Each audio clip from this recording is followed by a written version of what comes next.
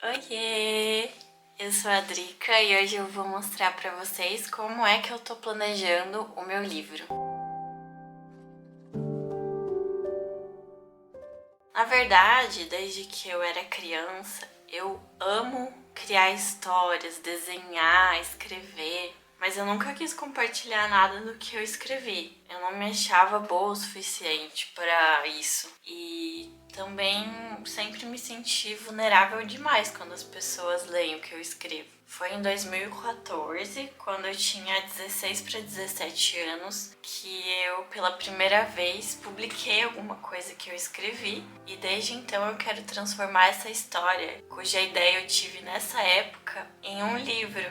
Eu acredito que eu tive coragem para publicar pela primeira vez, porque de certa forma eu tava me sentindo muito sozinha e eu acho que eu queria fazer amigos, eu não sei. Foi uma época de mudanças na minha vida, porque eu tinha acabado de me mudar de colégio. Eu resolvi fazer o terceiro ano do ensino médio em um colégio diferente do que eu tava fazendo o primeiro, o segundo ano. Pra me mudar de colégio, eu tinha combinado de me mudar junto com uma amiga minha. Então, por mais que a gente soubesse que iam ter as panelinhas, os grupinhos já formados de amigos, eu tava até que tranquila com a mudança, porque eu tinha a companhia dessa minha amiga, né? Só que aí passou umas semanas assim, que a gente tava frequentando a aula normal, e ela começou a faltar às aulas com frequência. Aí teve uma semana em específico que ela começou a faltar um dia depois do outro e eu ficava muito sozinha, né? Eu não tinha coragem de chegar nas pessoas pra puxar conversa, eu sempre fui muito tímida. E aí eu mandava mensagem pra ela perguntando. Hoje eu não lembro se ela me falava alguma coisa que ela só tava faltando ou que ela não me respondia, eu não sei. Eu só sei que em dado momento ela me respondeu e aí ela falou que simplesmente tinha trocado de escola de novo, sozinha, sem me avisar. Ainda bem que teve um grupo de pessoas muito gentis que me acolheram. Eu acho que se essa minha amiga não tivesse feito isso comigo, eu não ia descobrir a amizade de outras pessoas que foram muito importantes pra mim, que são muito importantes pra mim hoje. Mas nessa época, nessa fase em que eu tava me adaptando a um novo grupo de amigos e ainda tava chateada por ter sido deixada sozinha, eu resolvi publicar minha primeira história. Então, essa ideia, na verdade, ela veio para me confortar, para me fazer companhia, para ser uma ideia aconchegante de história que eu pudesse me distrair e me divertir escrevendo, sabe? E eu acho que essa história ela trouxe uma mágica assim na minha vida, de que sempre que eu tô escrevendo ela, eu tô publicando, só pessoas boas se aproximam de mim. Uma prova disso é que o meu primeiro leitor lá em 2014 hoje é um dos meus melhores amigos. Ele é um dos grandes responsáveis por essa história não ter morrido, sabe? Porque ele sempre foi fã número 1 e nunca me deixou largar a mão dessa história. E graças a esse meu amigo eu conheci outros amigos maravilhosos. Essa história ela traz muitas coisas boas na minha vida e eu quero espalhar essa sorte para todo mundo que for ler ela um dia. E como eu tô tentando escrever essa história desde 2014, tem uma quantidade de capítulos já prontos. Mas ao mesmo tempo, como faz bastante tempo que eu tô tentando escrever, e reescrevo e edito e republico e desisto, eu sinto que a minha escrita lá não tá uniforme e tem muitas coisas que eu considero imaturas, assim, em questão de escrita mesmo, de técnica.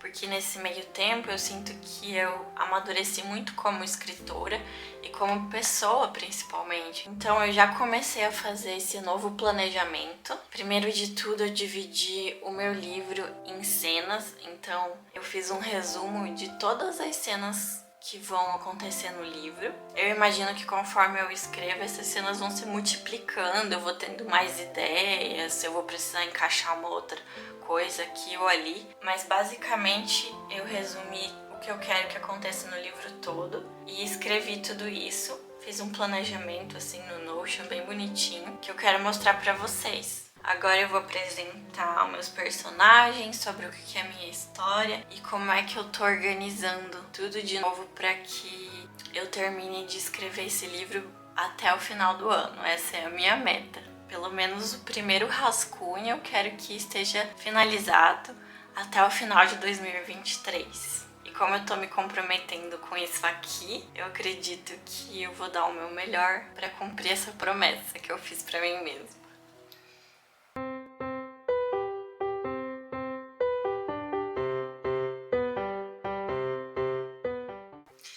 Então, eu preparei uma apresentação sobre o meu livro e a primeira coisa que vocês podem ver é que ele se chama O Nome das Cores. Eu escolhi esse nome porque cada capítulo vai ter o nome de uma cor diferente e o personagem principal, o Luca, ele é muito ligado à arte. Então é para ser um livro colorido, cheio de significado por trás das cores, com esse olhar mais artístico e poético.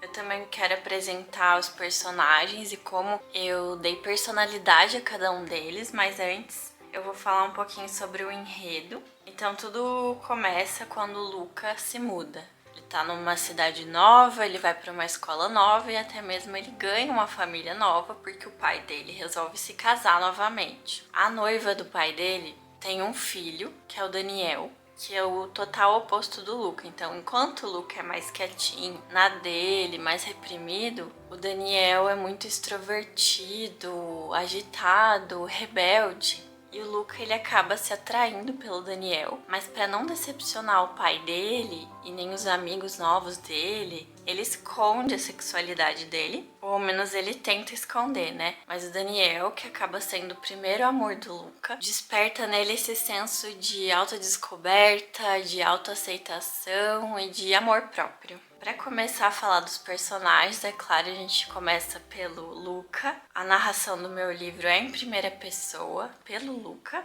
E a cada personagem eu dei um arquétipo do Carl Jung, são 12 arquétipos, e o Lucas se encaixa no arquétipo do órfão, que busca pertencer. Então, muitas vezes da vida dele, ele vai acabar se reprimindo, escondendo um pouco do que ele é, porque ele acha que é isso que vai fazer com que ele faça parte de algum grupo, que ele seja aceito pelas pessoas. A mãe dele abandonou ele quando ele era só um bebezinho e o pai dele criou ele sozinho, com a influência de um avô muito autoritário. Mas mesmo assim, o Luca é um garoto super doce que só deseja ser ele mesmo sem decepcionar ninguém. Ele só ainda não entende que esse desejo é impossível, porque é impossível agradar todo mundo.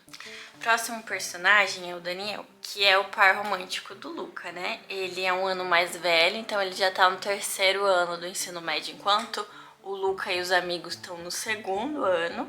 O arquétipo do Daniel é o cuidador. Ele tá sempre buscando servir as pessoas, ser legal para todo mundo. Ele tá sempre fazendo favor para alguém e tem muita dificuldade em dizer não. Ele já trabalha com o YouTube fazendo vídeos assim, vlogs e vídeos de gameplay. E ele ama demais o que ele faz, porque ele é muito extrovertido, ele ama essa interação que ele tem com os fãs dele, e ele entra na vida do Luca pra mostrar um lado que o Luca ainda não conhece da vida, que é um lado mais divertido, mais livre. Os próximos personagens são o Anthony e a Amora. O Anthony é pai do Luca e a Amora é mãe do Daniel. Eles se conhecem através do trabalho e porque eles têm muita coisa em comum, passados difíceis com relacionamentos, eles se encontram muito um no outro e acabam se apaixonando e resolvem casar de novo. E mais uma vez, por causa do trabalho, eles se mudam de estado para começar uma nova vida, com todos morando juntos na mesma casa, o Anthony, a Amora e o Luca e o Daniel. E é aí que os personagens principais começam a conviver e se apaixonam um pelo outro.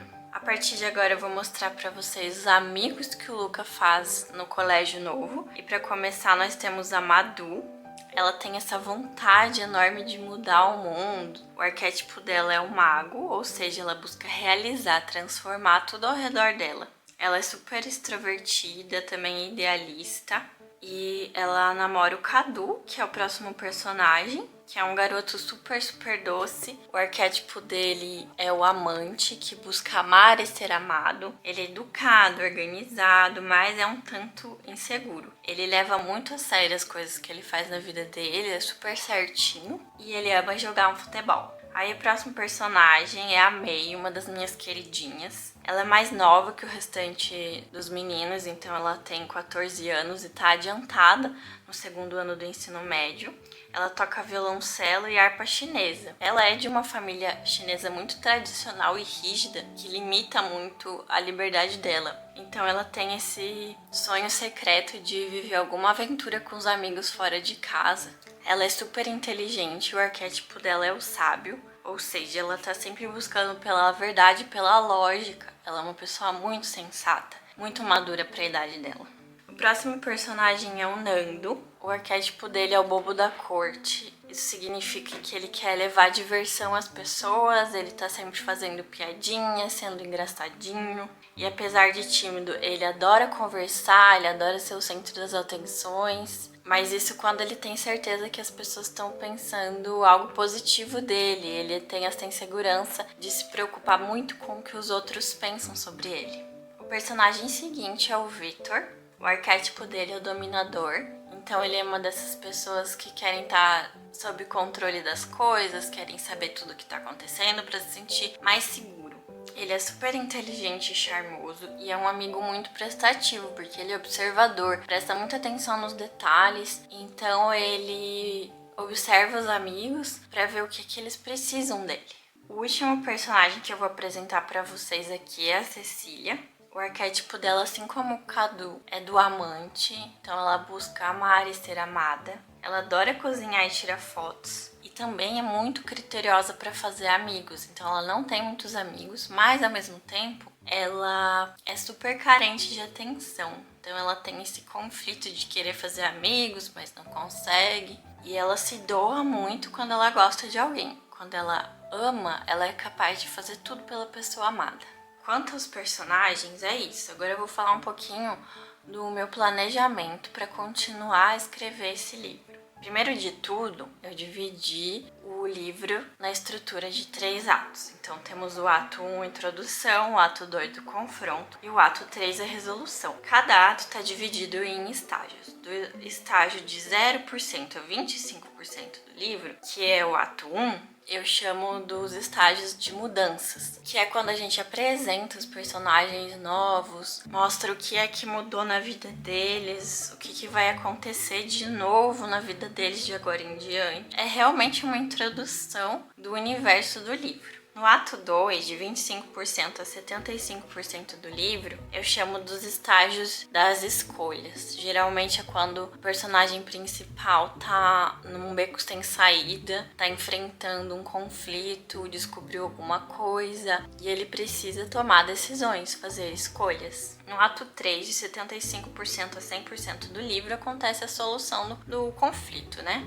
Aqui eu tirei um print de como eu dividi os atos e os estágios. Aqui só temos o ato 1, mas eu fiz igualzinho com o ato 2 e o ato 3. Então eu fiz 4 colunas e na primeira delas eu escrevi a cena e numerei a cena. Então se você clica ali na cena 1, vai aparecer um resumo da cena 1. Você clica na cena 2, aparece o resumo que eu fiz da cena 2 e assim por diante. Na segunda coluna eu coloquei o estágio, a porcentagem do livro.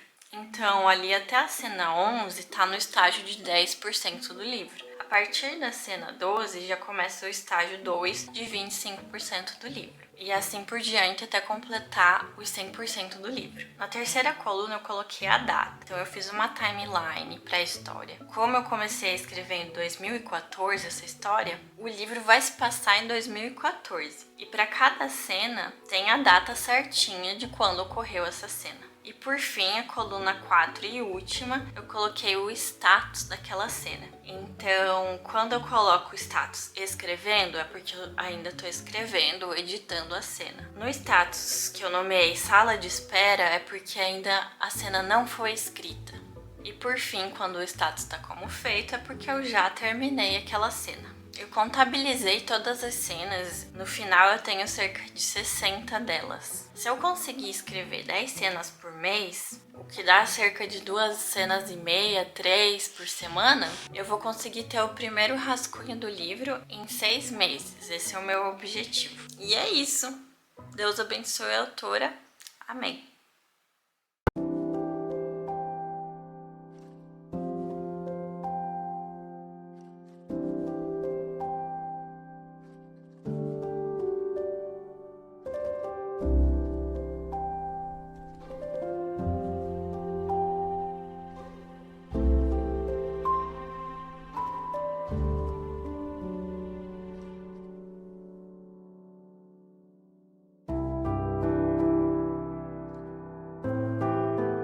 Hoje é terça-feira e eu passei a tarde editando a primeira parte desse vlog.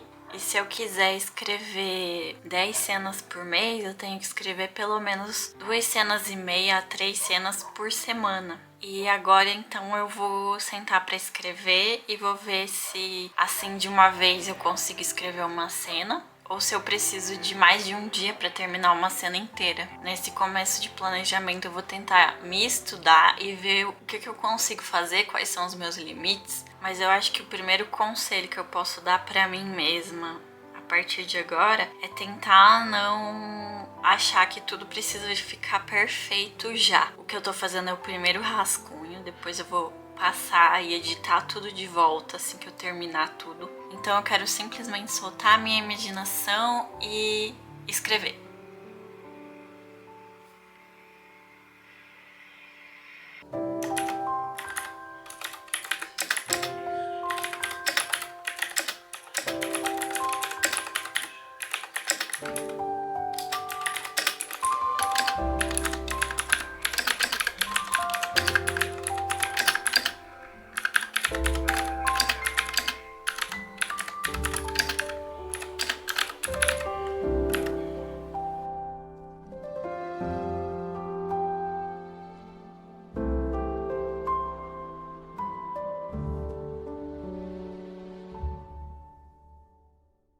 Hoje é quinta-feira e são 11h09 da noite. Ontem, na quarta, era o dia que eu faço taekwondo.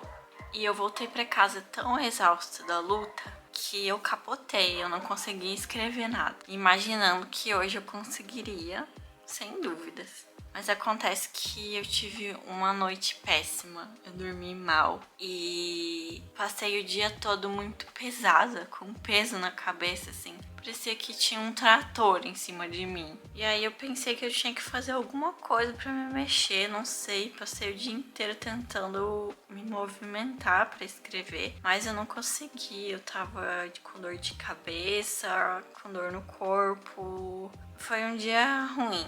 Aí eu resolvi tomar um banho mais cedo, sequei meu cabelo, fiz a minha skincare, cuidei um pouco de mim pra ver se eu me animava. Eu também tentei mudar um pouco de ambiente pra escrever. Aí eu peguei a mesinha da salinha aqui do lado, arrastei pra dentro do meu quarto, ajeitei o meu notebook pra ver se eu mudando um pouco de ambiente eu conseguia transformar o meu humor, sabe? Mas assim que eu comecei a escrever, eu travei. Eu consegui escrever um parágrafo e depois, assim, na primeira frase ruim com a qual eu me deparei, eu me senti um lixo e não consegui continuar, eu não consegui desviar isso. Tem vezes que eu consigo desviar esses momentos que eu olho pra minha escrita e acho que ela tá péssima. Eu simplesmente apago a frase, faço outra e continuo. Ou às vezes nem apago, eu só continuo fazendo a partir dali, porque eu sei que esse é só o primeiro rascunho, mas eu sou perfeccionista demais. Eu não aguento, eu não me suporto. E o pior é que eu sou assim com tudo que eu faço. Eu sou muito teimosa. Enfim, hoje passei o dia pra me xingar, né? Eu tô cansada de tentar. Eu espero que os deuses da inspiração colaborem comigo amanhã.